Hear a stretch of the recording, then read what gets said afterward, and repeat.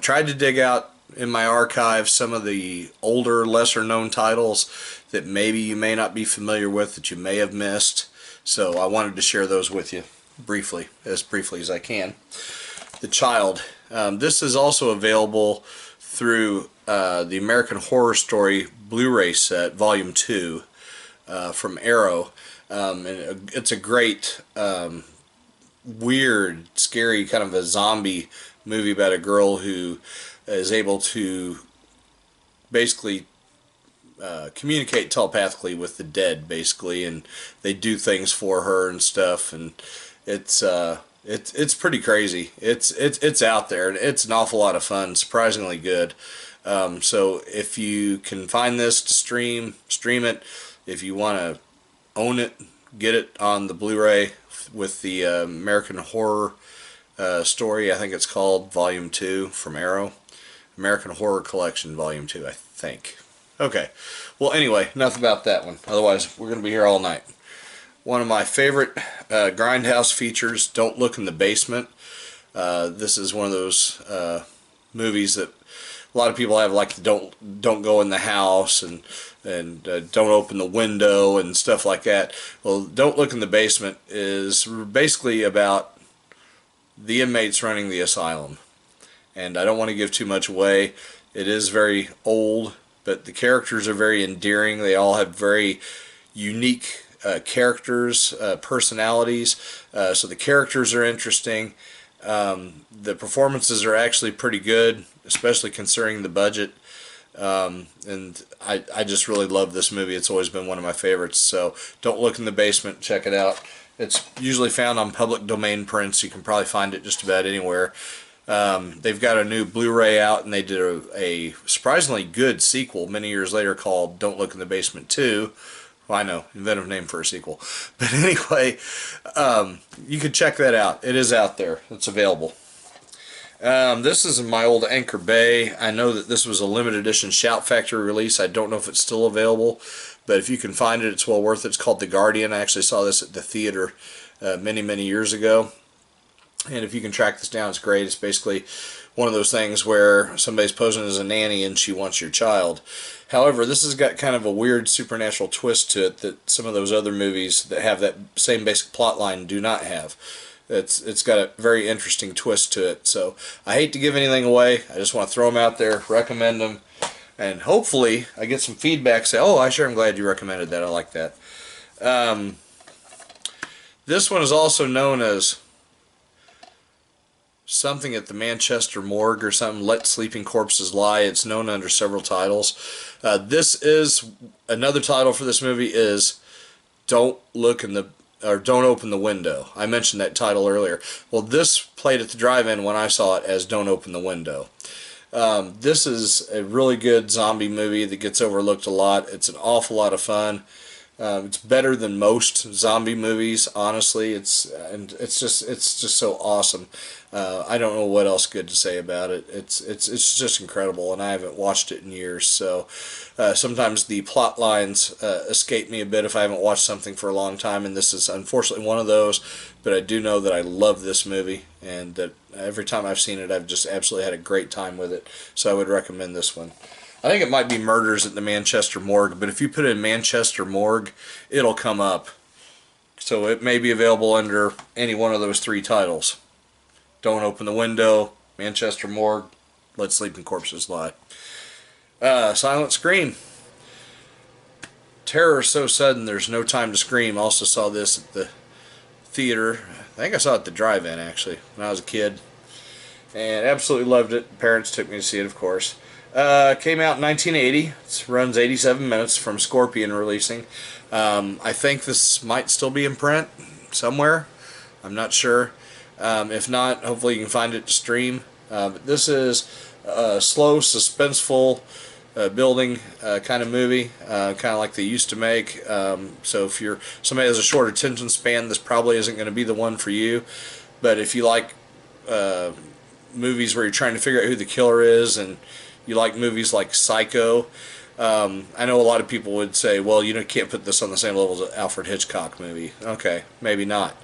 But it's a really solid entry in the horror genre in that style of film, and I really like it. Beyond the Darkness was also known on VHS as Buried Alive once upon a time. And I think this is still available. This is an old Shriek Show edition, but Severin has this out on Blu-ray now, and I've never bothered to upgrade it. If I could find it really cheap at some point, I probably would, because this is one of my favorites, but this DVD from Shriek Show works just fine. Looks pretty good, so I don't have any. It's better than the VHS copy I used to have. So, and it's the complete version, uncut. So, this movie is brutal. I will not lie to you. This is a brutal movie. It's Joe D'Amato. If you've seen some of his other films, you kind of know what kind of violence you can expect. And there is, you know, a kind of a sexual twist to this that's pretty dark and pretty gross.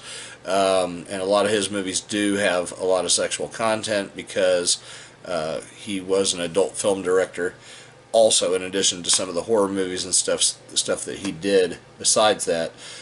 This does not have explicit sexual content in it, though. You will see nudity, you will see, you know, people simulated in the act of making love or whatever. But this is a movie that it's so poignant and it's so brutal and it's so, I don't know, it's just such an interesting story. I've just always really enjoyed this one. The characters are pretty interesting, and I don't know what else to say about it. It's just, you know, everything in this video are basically movies I love. Just absolutely love these movies for one reason or another. Grandmother's House, Nico Mastorakis collection. I believe this is now available from, I think Vinegar Syndrome put out a bunch of these. These were originally released on Omega Entertainment.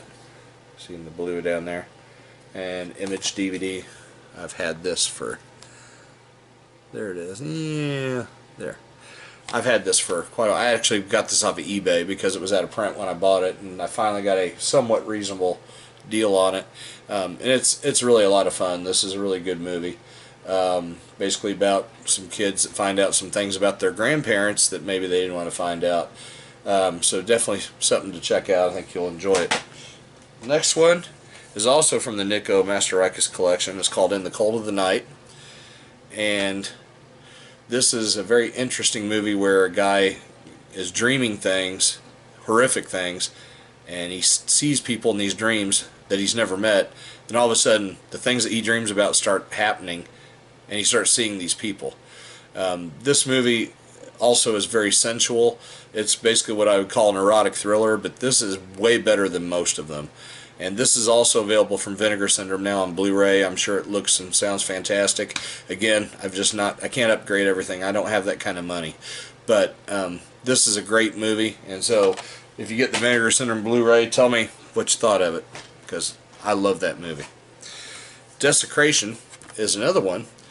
I think Scorpion released this on Blu-ray. I don't know if it's still available or not. Very strange movie. It's so weird that it's one of those that just sticks with you for a few days after you watch it, even if it doesn't totally make sense. Some people don't like this movie. I thought it was very creative and interesting. So definitely one that I would recommend is Desecration. Alligator, long out of print. Probably my favorite crocodile / alligator horror movie ever made. Robert Forster, Robin Riker. Just one of the most fun movies I've ever seen in my life. I just absolutely adore this. This would easily go in my top 20, if not my top 10 horror movies of all time. So if you like your creature features, Alligator is actually an absolute must-see, and this desperately needs a Blu-ray release. Somebody needs to grab the rights on this. This was a Lionsgate release that was not in print for very long, and when it came out on DVD, I pre-ordered it because I found out that it was coming out.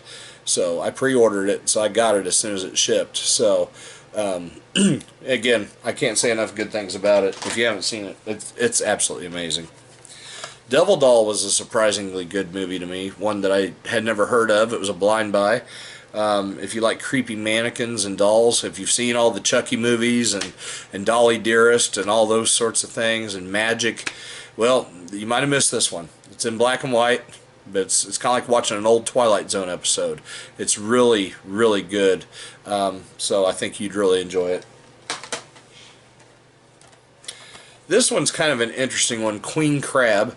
This is from one of the Polonia brothers.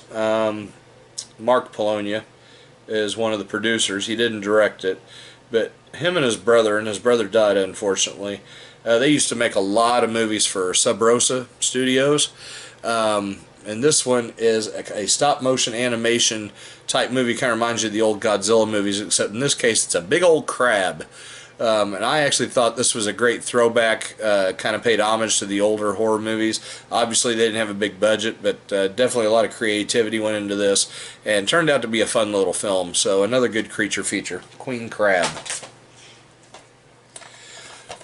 My favorite, scariest alien movie I've ever seen, where anybody interacts with an alien. I mean, even I like the Alien series, don't get me wrong, but this one is absolutely terrifying. I mean, this is one that really gets you. I mean, as far as movies go, I mean, you know, how scared do most of us adults get with these movies anymore? But this movie was about a really aggressive alien, and these guys didn't back down, and they fight tooth and nail through the whole movie. It has a lot of suspense, but when the action hits, it hits hard and it hits fast. And it says it's from the director of the Blair Witch Project. It does kind of have that found footage feel to it, but I think this is way better than the Blair Witch Project. As important as that was, groundbreaking as that film was, and I do enjoy it, this, as far as I'm concerned, blows it out of the water. This movie is just absolutely amazing. So, definitely recommend. Reaching behind me here to see what else I have left. Shock. Mario Bava's Shock. I think this was his last movie, and I think Lamberto Bava stepped in when his dad fell ill and eventually died, and kind of helped finish this movie up. This is Daria Nicolodi, who was Dario Argento's girlfriend, mother of Asia Argento. I've heard it pronounced both ways. Anyway, this is one of those movies that sticks with you. It was released on VHS in the 80s as Beyond the Door 2 to cash in on the popularity of the first movie. The only thing that this movie has in common with it is the young child star David Collin Jr. Plays the lead role in the children's role in both of these films. This movie is, it's a ghost story. It's a kind of a mystery. It's almost a giallo in many ways. Not exactly, but more kind of on a supernatural level. It's hard to explain, but when you watch it, you'll see what I mean. And this has one or two scenes that will stay with you, and you'll probably always remember them. And so I strongly recommend Shock. Another creature feature, Venom, about a black mamba. I think the little boy was supposed to get a corn snake, and these mafia guys are supposed to get a black mamba, and somehow the packages get switched, and the little boy gets the mamba gets loose and creates all kinds of problems, and these mobsters want to get the snake. So they found out where it went to, and they start kind of terrorizing the family and trying to catch the snake, and it's just all kinds of crazy stuff happening. And it's got Klaus Kinski, who, you know, is a legendary actor, and this is an awful lot of fun, especially if you like snake movies, and this is one that a lot of people miss. So, again, there's other snake movies I could recommend. They're probably just as little known. I saw this at the theater when I was a kid. Again, a lot of this is nostalgia. And this particular version was put out by Blue Underground. So I don't know if this is still available or not, but if you can seek it out, you can find it to stream, or if you want to own it, look for it. It's worth it. It's a lot of fun. Venom. Not to be confused with the newer franchise called Venom. That one never became a franchise. It was just a one-and-done kind of deal. Much like this one, The Legacy, Sam Elliott. Okay, Sam Elliott fans, here's one you may not have seen. This is a very interesting horror movie. It's very, what I would consider, at least I've never seen anything similar to this. I mean, it's pretty original. And it's got, you know, great performances, creepy atmosphere. Of course, I love the cover with the cat with the hand. I don't know why. I've always liked that. It used to be that the cover of the book had just the cat with the hand, and that part was emphasized. You didn't see the two actors. So they've, you know, took some liberties with the original poster art here, I think. But this is a great movie. I think you can still get this. Shout Factory, I think, did have this out, if they don't still. This was a Universal release on DVD, so I don't know if they still produce this or not. But if you can find it, I would definitely recommend it. It's if you want something different, As far as horror movies go, something you haven't seen 1,000 times, you want original story, slow building suspense. Again, if you want like a lot of action, this is not going to be the movie for you. If you want a good, gritty, immerse yourself in the story, kind of atmospheric kind of horror movie, this is an amazing movie. So, there you go.